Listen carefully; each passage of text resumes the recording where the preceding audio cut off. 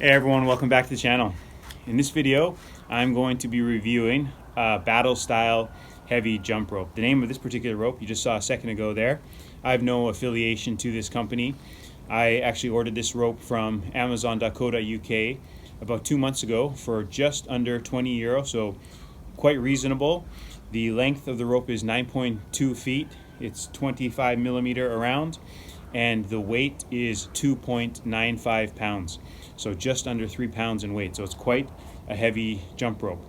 And a viewer, in response to a video that I made a while ago, a DIY heavy jump rope video, asked, had I ever used a battle style heavy rope? And I had not.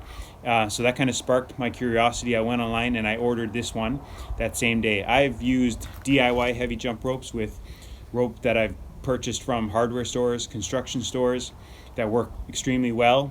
And I've used PVC style heavy jump ropes, but I had never used one like this, a very thick, heavy jump rope. So in this video, I'm going to talk about some of the pros, some of the cons, and I'll also provide some additional things which you could do with this rope if you are so inclined to buy one. So first things first, I have quite resilient, strong kind of hands because I do a lot of grip work. I hold on bars a lot. I do pull-ups, chin-ups. I do a lot of yard work using brushes, brooms. I've done a lot of construction stuff in the past, so my hands are fairly tough. But still, that said, the very first day I used this heavy rope, I started to notice some blisters forming on the insides of my thumb.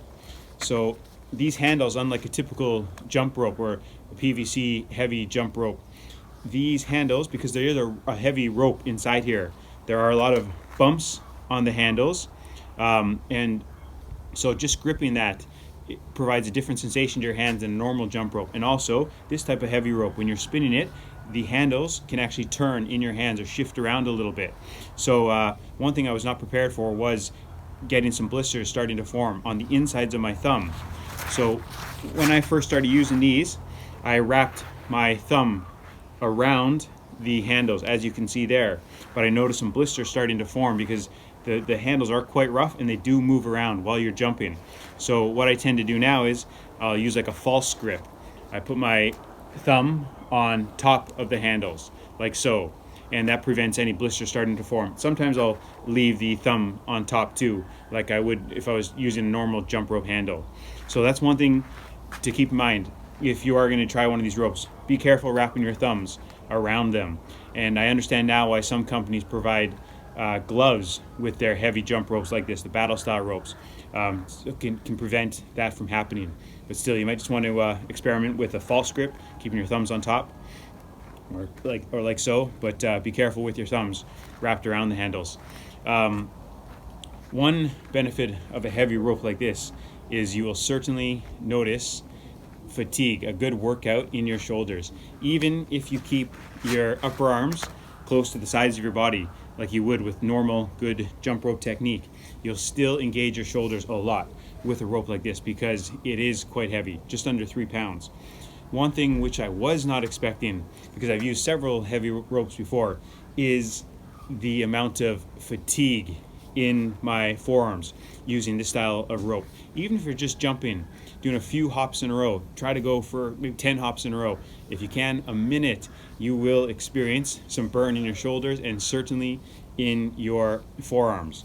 And one of the reasons for that is not only is the rope itself heavy, but the handle, because it's a lot thicker than a normal jump rope, and because the weight of the rope is heavy and it'll try to shift around in your hands, you're going to have to squeeze it a lot harder than you would a normal jump rope. So by doing so, you're going to be engaging your hands, your wrist, your forearms. So that is one thing I was not expecting, but this gives you a tremendous forearm workout. Another benefit of this is in terms of the cardiorespiratory system. Jumping rope with a heavy rope like this, you will get a fantastic cardio workout. It's amazing how difficult it is compared to using some lighter heavy ropes and even just standard jump rope. So that's a good thing. You can get a fantastic cardio workout in a short amount of time. But on the flip side of that, a drawback in that regard is because it is quite challenging. It's tiring on your forearms, your shoulders, your cardiovascular system. You might not be able to jump rope for as long as you would normally. So if you're just using this, your jump rope workouts might become a lot shorter. So that is one disadvantage. So with a rope like this, if you wanted to use it for some pre-fatigue at the beginning of a jump rope workout, that could be good. Use it for a few minutes. But then if you go to your normal jump rope after, your jump rope might feel a little bit too light. And I'll come back to something in terms of footwork in a second. So what I often do is I will use it at the end of a jump rope workout, kind of like a finisher. I might use it for a few minutes. Another good thing about a heavy rope like this is because you're not going to be able to spin it that quickly, it can be good if you're new to jumping rope to work on timing. So a lot of people, when they're new to jumping rope, they have a tendency to do what's called the double bounce. They spin the rope and they'll jump over it, and immediately when they land on the ground, they throw in another hop before the rope comes around. They jump, hop again before the rope comes around. So they'll do 2 hops. But because this rope is so heavy, you're not going to be able to spin it around that fast. So you'll spin it, jump once, and you have a lot of time. It will promote patience. You'll have to wait for the rope to come around and hop again. So it can be very helpful to avoid the habit of doing double hops if you're new to jumping rope. A negative thing though, in terms of hopping over one of these ropes, is because the rope is thicker than a normal jump rope and most heavy ropes out there, PVC style heavy ropes. These are a good bit thicker. This is 25 millimeter, I said at the beginning there, I believe. So you're going to have to jump higher just to clear the rope. So jumping over a heavy rope, it's not ideal for learning good footwork because you're going to have to jump higher over the rope. And if you use a heavy rope very often, and if you switch back to a normal jump rope, which is only a few millimeters, 4, 5, 6 millimeters, you might find yourself jumping higher and higher. So you'll just have to watch that. So a good thing, timing, it can help eliminate double hops because the speed at which you spin the rope is going to be so much slower. So you can get in the habit of jumping just once. But on the flip side of that, because the rope is thicker, you're going to have to jump higher over the rope. So some pros and cons there. In terms of footwork, not great for agility.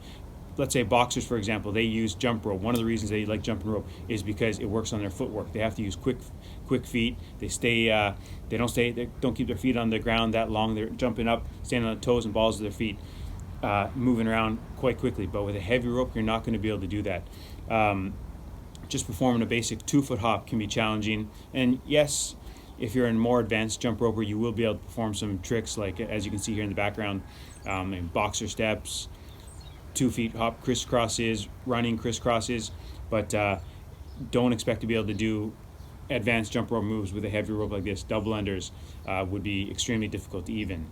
So some advantages: you can get a very great cardio workout in a very short amount of time. It's really good for working your forearms, your shoulders, your grip, but it can be very challenging to jump rope for long durations of time. So if you're just going to substitute this instead of your jump rope, your workouts might become a lot shorter and you might not even get some of the calorie burn that you would if you're just using normal PVC jump rope, for example, which you would probably jump rope longer for. Great for some pre-fatigue at the beginning of a workout, and at the end of a jump rope workout, it can be very good just to throw in some variety and challenge your grip, your forearm in some ways that you wouldn't get with a normal jump rope perhaps.